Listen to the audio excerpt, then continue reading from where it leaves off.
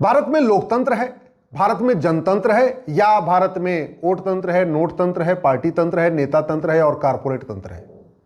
यह प्रश्न मैं इसलिए कह रहा हूं कि दुनिया का सबसे बड़ा जुडिशियल कमीशन भारत में बनाया गया था सन 2000 में।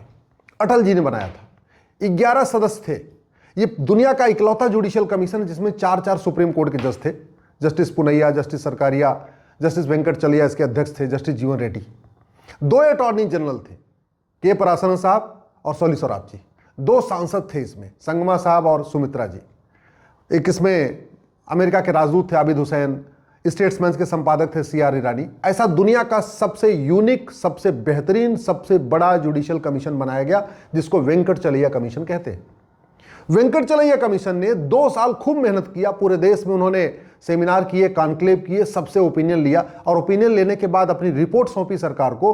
उसमें 250 सुझाव दिए। आपको जान के आश्चर्य होगा कि 250 सुझाव वाला ये जो डॉक्यूमेंट था, इसको आज तक पार्लियामेंट में टेबल नहीं किया गया। कभी चर्चा ही नहीं हुई कि अटल जी जो वेंकट चलैया कमीशन बना के गए हैं, उस कमीशन ने क्या क्या सुझाव दिया, इसके ऊपर आज तक चर्चा ही नहीं हुई।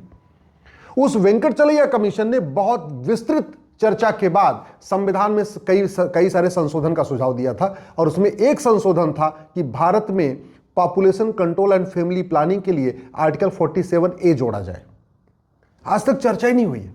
भारत की 50% समस्याओं का मूल कारण जनसंख्या विस्फोट है। पिछले 25 वर्षों में पूरे देश में सेमिनार हो रहा है, कॉन्क्लेव हो रहा है, लोग डिमांड कर रहे हैं कि हमारे दो तत्काल लागू किया जाए।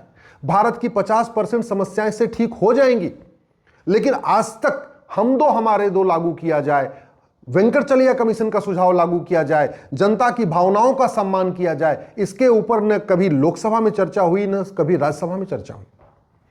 जमीन हमारे पास दुनिया की मात्र 2% है, पानी हमारे पास दुनिया का मात्र 4% है, जनसंख्या हमारी दुनिया की 20% हो चुकी है। अगर आप समस्याओं की एनालिसिस करिए, जल जंगल जमीन की समस्या मूल कारण है जनसंख्या विस्फोट, रोटी कपड़ा मकान की समस्या मूल कारण है जनसंख्या विस्फोट, गरीबी भूखमरी कुपोषण की समस्या मूल कारण है जनसंख्या विस्फोट, air pollution, water pollution, noise pollution की मूल कारण है जनसंख्या विस्फोट।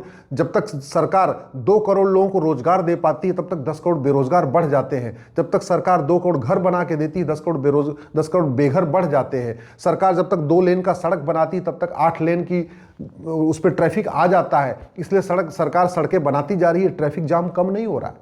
लोगों को शुद्ध दूध नहीं मिल पा रहा है, शुद्ध घी नहीं मिल पा रहा है, शुद्ध तेल नहीं मिल पा रहा है, शुद्ध आटा नहीं मिल पा रहा है, शुद्ध इवन नमक नहीं मिल पा रहा है, शुद्ध दवा नहीं मिल रही, हर चीज मिलावटी मिल रही है। मूल कारण डिमांड ज्यादा है, सप्लाई कम है।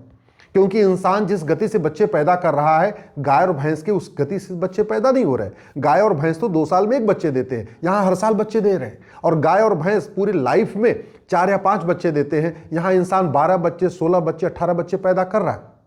तो कहां से आएगा? कुछ भी नहीं आएगा। जमीन सिकुड़ती जा रही है, पहाड़ों को काट काट के मकान बनाया जा रहा है, तो पहाड़ में भूकंप आने शुरू हो गए। नदियों को पाट पाट के घर बनाए जा रहे हैं, तो नदियों में फिर बाद में बारिश के समय बाढ़ आना शुरू हो चुकी है। इतनी प्राकृतिक आपदाएं आ रही हैं, उसका मूल कारण है जनसंख्या विस्फोट। इतना air pollution, water pollution, noise pollution बढ़ चुका है, प्लास्टिक पोल्यूशन बढ़ चुका है। इस पूरे पोल्यूशन के कारण 200 से ज्यादा बीमारियां हो रही हैं, लेकिन फिर भी, और इसका मूल कारण है जनसंख्या विस्फोट, फिर भी चर्चा नहीं हो रही। हॉस्पिटल में भीड़ लगी हुई है, मूल कारण पोल्यूशन के कारण इतनी बीमारियां बढ़ रही। हार्ट अटैक हो रहा है, हार्ट स्ट्रोक आ रहा है, नपुंसकता बढ़ रही है, बांझपन बढ़ रहा है, मेंटल स्ट्रेस बढ़ रहा है, मानसिक बीमारियां बढ़ती जा रही है, किडनी खराब हो रही है, लीवर खराब हो रहा है, सब कुछ होता जा रहा है। मूल कारण लोगों को न शुद्ध भोजन मिल पा रहा है, न शुद्ध तेल मिल पा रहा है, न शुद्ध हवा मिल पा रही, न शुद्ध पानी मिल पा रहा है। जमीन 2% है, पानी मात्र दुनिया का 4% है। ग्राउंड लेवल एकदम नीचे चला गया। जहां 40-50 फीट पे पानी मिलता था, वहां 250-300 फीट बोरिंग करनी पड़ती, तब जाके पानी मिल रहा है, वो भी शुद्ध पानी नहीं मिल पा रहा। दिल्ली की क्षमता मात्र 20 लाख लोगों के रहने की है, दिल्ली में इस समय 2 करोड़ लोग रह रहे, यानी क्षमता से 10 गुना ज्यादा लोग रह रहे। तो स्वाभाविक सी बात है, दिल्ली में किसी भी सरकार हो, न लोगों को न शुद्ध हवा मिलेगा, न शुद्ध पानी मिलेगा, न शुद्ध भोजन मिलेगा, न बेसिक रिक्वायरमेंट मिलेगी। जब भारत की जनसंख्या 40 करोड़ थी, तो 4 करोड़ लोग गरीब थे, यानी 10% लोग गरीब थे। अब भारत की जनसंख्या लगभग 150 करोड़ हो चुकी है, तो लगभग 85 करोड़ लोगों को मुफ्त में राशन देना पड़ रहा है, यानी लगभग 60% लोग गरीबी रेखा के नीचे आ चुके हैं। 60% लोगों को मुफ्त में राशन देना पड़ रहा है। यह सिचुएशन है, फिर भी न लोकसभा में चर्चा हो रही, न विधानसभा में चर्चा हो रही, न राज्यसभा में चर्चा हो रही। भारत की इतनी समस्याएं, जितनी भी समस्याएं बढ़ती जा रही, अपराध बढ़ता जा रहा है, मूल कारण जनसंख्या विस्फोट। आतंकवाद, जिहाद बढ़ता जा रहा है, मूल कारण जनसंख्या विस्फोट। आज तक कोई आतंकवादी नहीं मिला जिसके माँ बाप ने हम दो हमारे दो फॉलो किया था। आज तक कोई पत्थरबाज ऐसा नहीं मिला जिसके माँ बाप ने हम दो हमारे दो फॉलो किया था। आज जितना ड्रग स्मगलिंग का कारोबार हो रहा है, जो बाकी चीजें हो रही हैं, उसका मूल कारण है भाई, लोग 2 बच्चों तक तो आराम से देख लेते हैं। जहां 8 बच्चे हो गए, 10 बच्चे हो गए, तो कौन बच्चा क्या कर रहा है माँ बाप देख ही नहीं पाते। और नतीजा क्या हो रहा है? अपराध बढ़ता जा रहा है, चोरी लूट बढ़ रही, झपटमारी बढ़ रही, चेन स्नेचिंग बढ़ रही, मोबाइल स्नेचिंग बढ़ रही है, ड्रग कारोबार बढ़ रहा है, फिरौती बढ़ रही, अपहरण बढ़ रहा है, भाड़े पे हत्या बढ़ रही है। इतनी गरीबी बढ़ गई है कि लोग 1 लाख 2 लाख रुपए के लिए दूसरों की हत्या कर दे रहे। क्यों? क्योंकि गरीबी इतनी विकराल हो चुकी है, उसका कोई समाधान नहीं है। तो 1 लाख 2 लाख लेके हत्या कर दे, चलो 2 लाख रुपए मिल जाएगा, हत्या कर देंगे, बाकी भोजन जेल में बैठ के मिलता रहेगा, बाहर तो उनको भोजन नहीं मिल पा रहा। इतनी सारी समस्या शुरू हो रही है जनसंख्या विस्फोट के कारण। और संविधान में लिखा हुआ है population control and family planning. Venkatachaliah commission, जो दुनिया का सबसे बेस्ट जुडिशियल कमीशन है, उन्होंने अपनी रिकमेंडेशन में कहा population control and family planning होना चाहिए। इसके बावजूद लोकसभा राज्यसभा में चर्चा नहीं हो रही है। इसलिए मैं कह रहा हूं कि क्या भारत में वास्तव में जनतंत्र है? क्या जनता की भावनाओं का सम्मान किया जाता है? क्या भारत में वास्तव में लोकतंत्र है कि जनता जो चाहती है वो काम किया जाए, या भारत में वोट तंत्र है? क्योंकि ये तो कई बार देखने में आया कि जिस कार्य से वोट मिलता है वो काम फटाफट हो जाता है, जिस काम से नोट मिलता है वो काम फटाफट हो जाता है। जो कारपोरेट चाहते हैं उनके हिसाब से नियम कानून तत्काल बन जाते हैं। जो नेताओं की इच्छा है उसके हिसाब से कानून फटाफट बन जाते हैं। जो पार्टियों की इच्छा है उसके हिसाब से फटाफट बन जाता है। सड़क बनती है क्योंकि जिधर से सड़क जाती है वहां के लोग वोट देते हैं, और सड़क में जितने का टेंडर होता है उसका 20% नोट मिलता है। हॉस्पिटल बनता है क्योंकि जहां हॉस्पिटल बनता है वहां के लोग वोट देते हैं, और जितने का हॉस्पिटल बनाने का टेंडर होता है उसका 20% नोट मिलता है।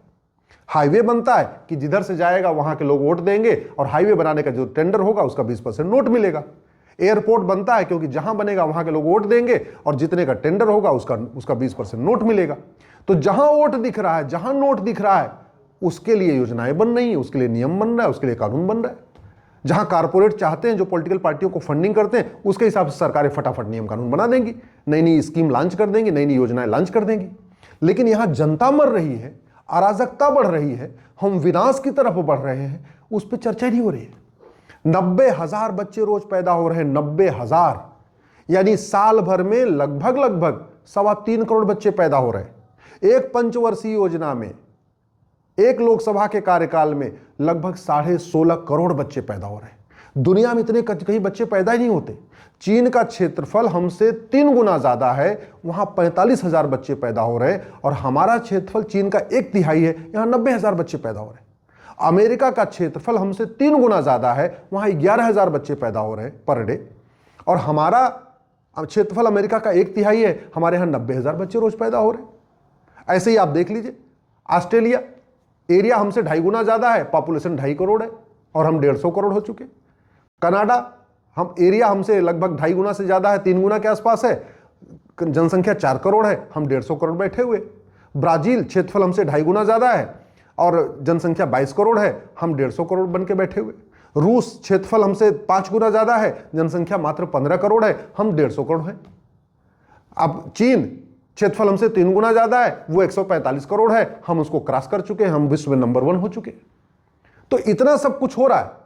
कोई भी सरकार आ जाए गरीबी कम नहीं हो सकती, कोई सरकार आ जाए अपराध कम नहीं हो सकता, कोई सरकार आ जाए मिलावटखोरी कम नहीं हो सकती, कोई सरकार आ जाए अराजकता कम नहीं हो सकती। क्यों? क्योंकि डिमांड बहुत ज्यादा है, सप्लाई बहुत कम है। इसलिए मैं सभी माननीय सांसदों और विधायकों से हाथ जोड़ के निवेदन कर रहा हूं, एक बार वेंकटचलैया कमीशन रिपोर्ट को पढ़िए। इतने जबरदस्त सुझाव दिए थे जो अटल जी ने बनाया था वेंकटचलैया कमीशन। पुलिस रिफॉर्म के ऊपर उस पर सुझाव है, जुडिशियल रिफॉर्म के ऊपर सुझाव है, इलेक्शन रिफॉर्म के ऊपर उस पर सुझाव है, एजुकेशन रिफॉर्म के ऊपर सुझाव है, इंफ्रास्ट्रक्चर रिफॉर्म के ऊपर सुझाव है, आपस में राज्य और केंद्र के संबंध क्या हो उसके ऊपर सुझाव है। शानदार सुझाव दिए, लेकिन वो वेंकटचलैया कमीशन की रिपोर्ट धूल खा रही है, आज तक टेबल नहीं हुई है। कम से कम एक बार पार्लियामेंट में टेबल तो हो जाए, और बाकी 250 में से 249 सुझाव न भी लागू हों, कम से कम एक सुझाव लागू कर दिया जाए। हम दो, हमारे दो, सबके दो।